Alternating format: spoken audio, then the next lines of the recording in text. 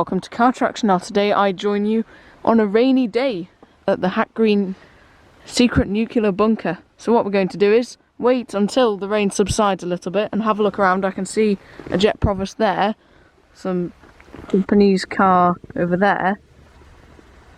But anyway, I think the rain is easing off a bit now, so I'm going to have a go and look around to see what I can see. And already we have a jet provost. Well, here we are in the bunker. First room looks pretty promising. Lots of military things. We've got Shackleton there. Very unique aeroplane. Lots of blades on the propeller. We have some monitor doing something. Danger, unexploded missiles. This is a reconstruction of the Russian nuclear control centre that would have rained hellfire on Liverpool, Manchester. There's something scratching my leg.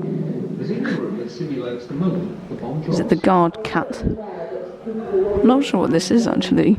Is there any information? No, I can't say anything. If you know what it is, please let me know. I'm not too good with things like this. They're a bit obscure for me. Let's see if the guy inside knows. Hey, you. Do you know? What are you driving? No. Everybody is so rude. All these people, they just stay there standing still. We have a dog wearing a mask and some very nice signs. I'm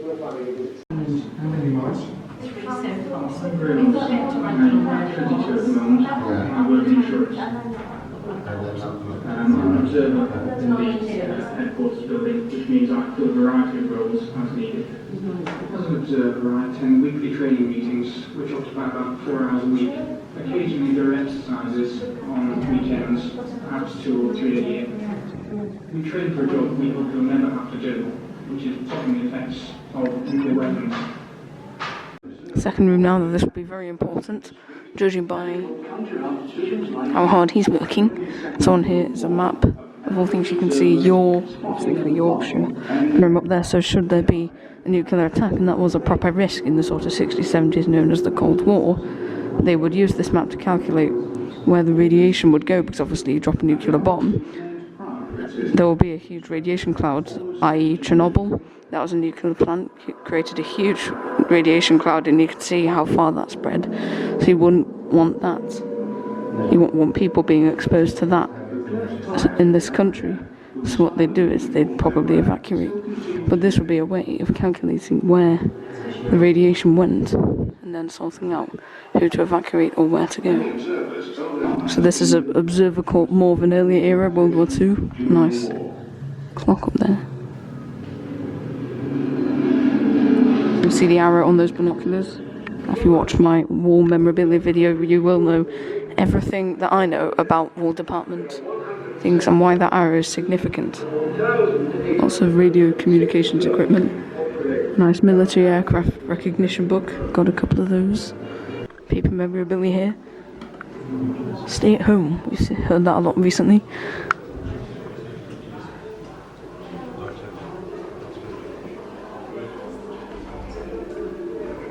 Here we have some photos of what this place would have looked like in period, in use.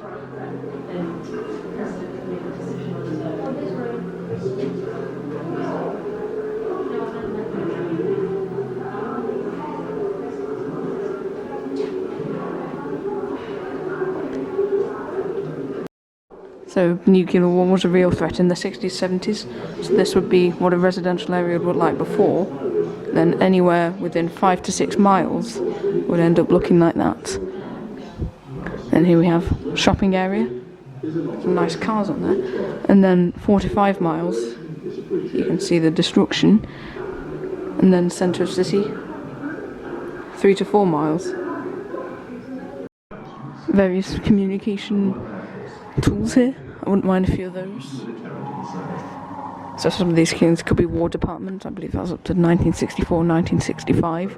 I think more likely 1965. Then it became Ministry of Defence, which is still on today. So this base would have gone through a major change, War Department to the Ministry of Defence. British government announced that WW177 was to be... We have some radar history, some slightly early ones, as you can see. The arrow on that, now that should mean that it's pre-65, I'd say that's sort of 50s, 60s. Same could be said for these. That looks World War II, yeah, it says it on the information model of a Lancaster bomber, one of the most well-known British bombers. On the 31st of March 1998, the last WW177 was withdrawn from the unit. For the first time... So this base has seen two major developments. First of all, it was designed to be a radar station, as you can see in this building. The lighting isn't too great in here, but I'm sure you can get the gist of it. And then it became a sort of protective place for local government where, should there be a nuclear strike, they'd all come here and they'd still be able to operate.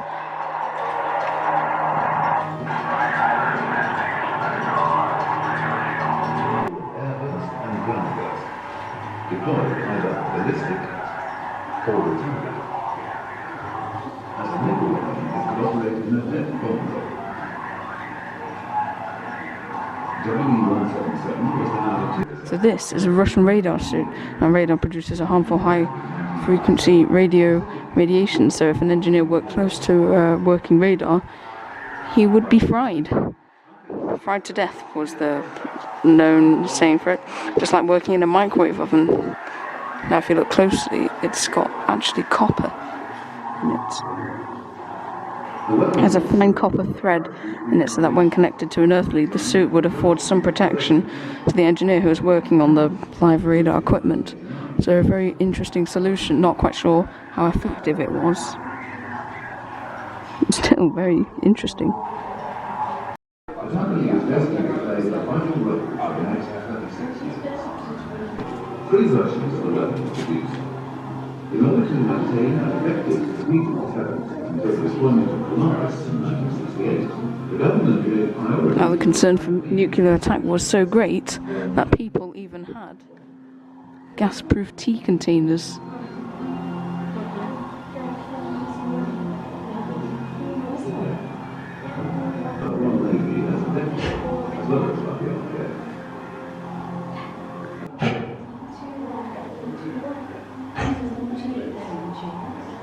The first WW177 was delivered to IAF in Lisbon in September 1966. Flight channels. He's having the ride of his life.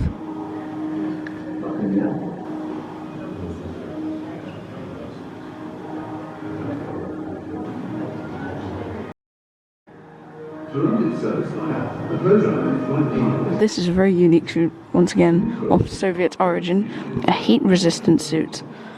So this also had an air pack, and it would have been worn by Russian specialists in a post-nuclear attack if they were working in some sort of contaminated area. So as I said before, radiation does spread very quickly. More implements there. Many helmets.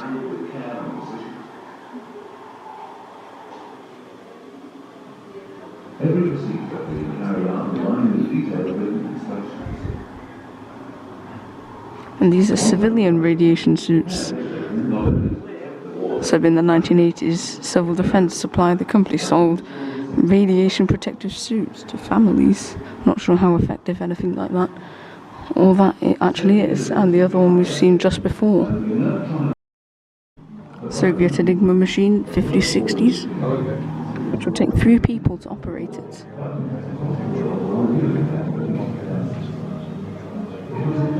Apologies, there's quite a bit of flicker from these lights there.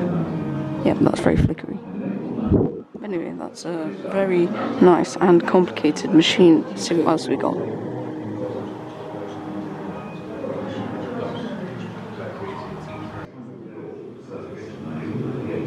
More suits, there are a lot of them here. This is a submarine escape suit. You can see another little mask popping out there. So when a submarine would be submerged, using the oxygen bottles and valves, they can ascend to the surface. Very clever thing. Not quite sure how effective it is, but potentially a great way to escape a submarine. And speaking of which, very nice model of a Soviet submarine with the red star.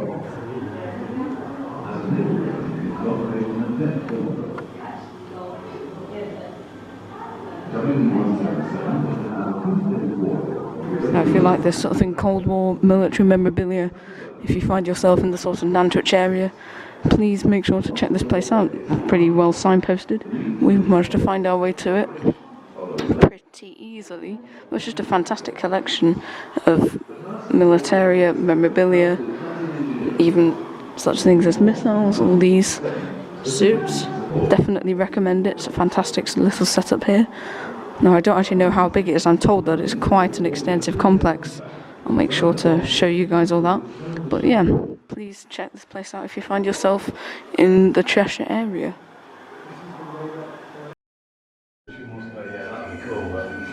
Unfortunately not.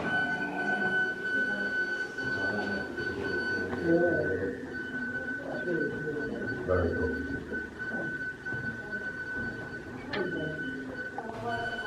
Милый мой хозяйка, дай мне, мама, тонный. Егор, ты меня подержи на гармошке, а я тебе запою чего-нибудь новенького. Ну давай.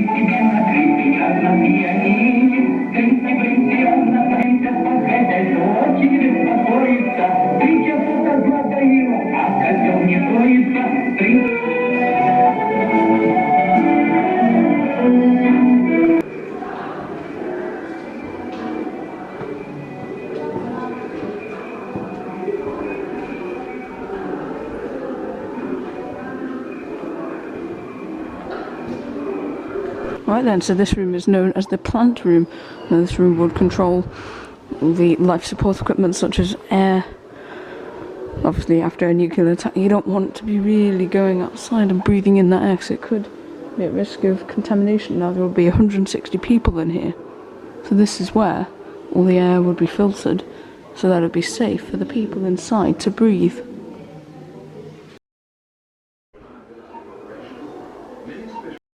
Duplicated mains power supply, and 1,000 hours standby battery.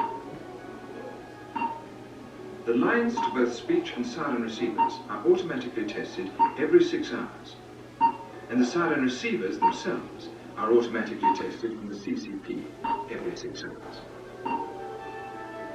Speech receivers broadcast from each CCP.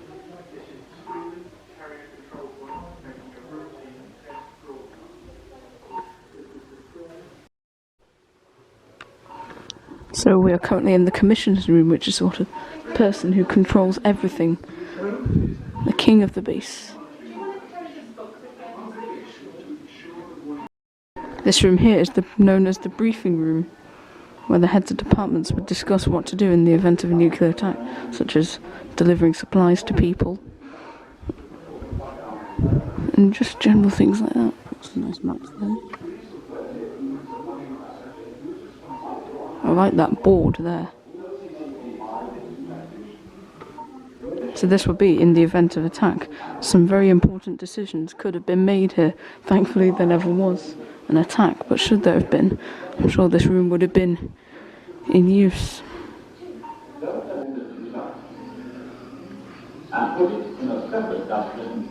So the engineers operating the equipment for the wartime broadcasting service worked here. The broadcast would have been something that would be like an emergency announcement by order of the commissioner, of course, as he's the big boss, head of everything.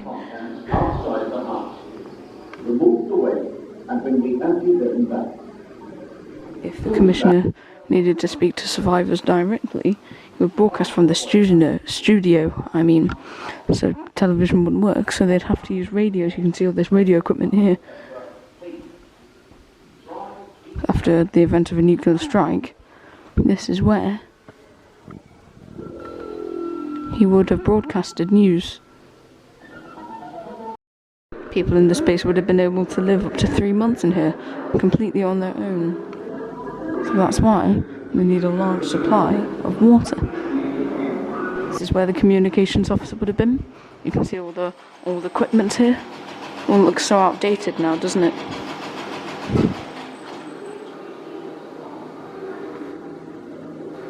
And now I'm in a dark. Oh, it's become light. I'm not sure why it was that dark.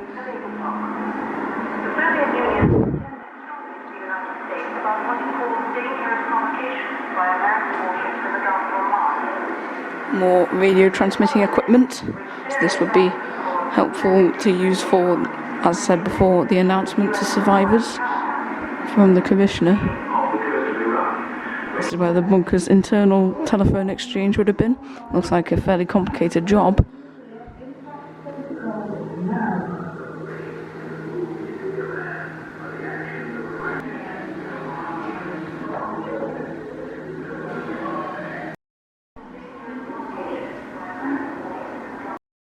This is the VDU rooms that anybody that the bunker needed to communicate, they could get to easily.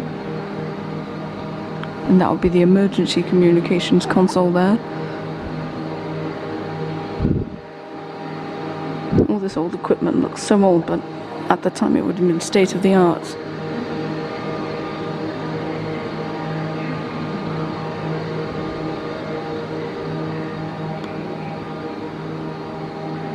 One of the most complicated moves, the telephone exchange room with more blocky monitors.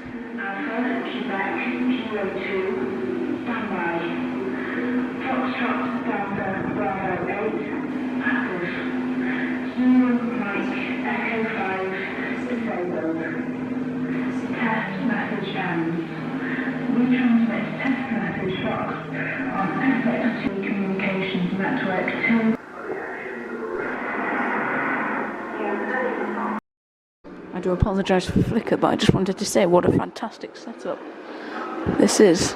It's all using the original corridors and everything. Nothing's really changed with the proper layout, so yeah, fantastic place to visit. So this would be the early missile warning system. A couple of minutes advance in time could save loads of lives.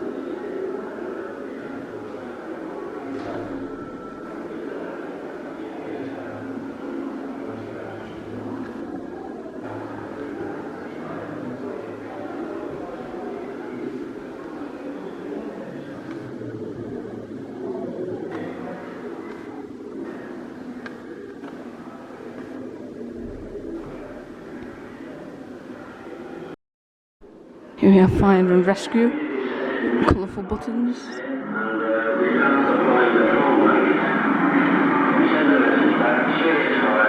This would have been the former British Telecommunications Manager's Office. A bit of a mouthful there. And this room now displays a Fire and Rescue Operations Centre. Reconstruction of a Soviet nuclear missile control room.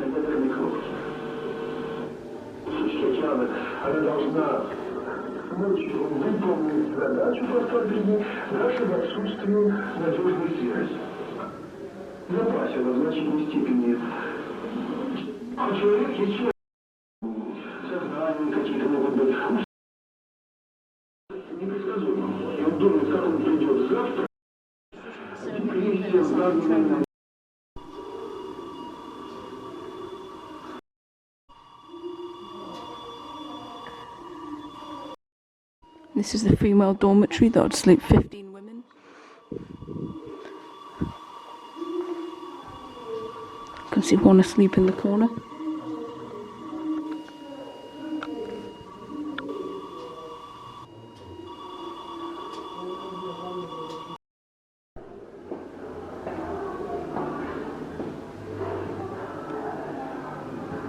Well, I think that's got to be it from the Hack Green secret bunker. I've seen pretty much everything that is to see. It's a fantastic variation of things here. Got the dormitories. And then there's so much radio equipment here. It's just fascinating. Ideally, I'd be spending a whole day here just to have a look at everything and read all the information boards. There's just so much, and it's such a great setup, so I definitely recommend it. Then it's time for me to start waffling on. It's time for you to get talking in the comments section. Let me know what you think if you're into this sort of thing. Do you like your militaria? Anything like that, please let me know in the comments. If you haven't subscribed, please do to see more videos like this, going to shows, going to events like this. But anyway, that's all from me. Thanks for watching.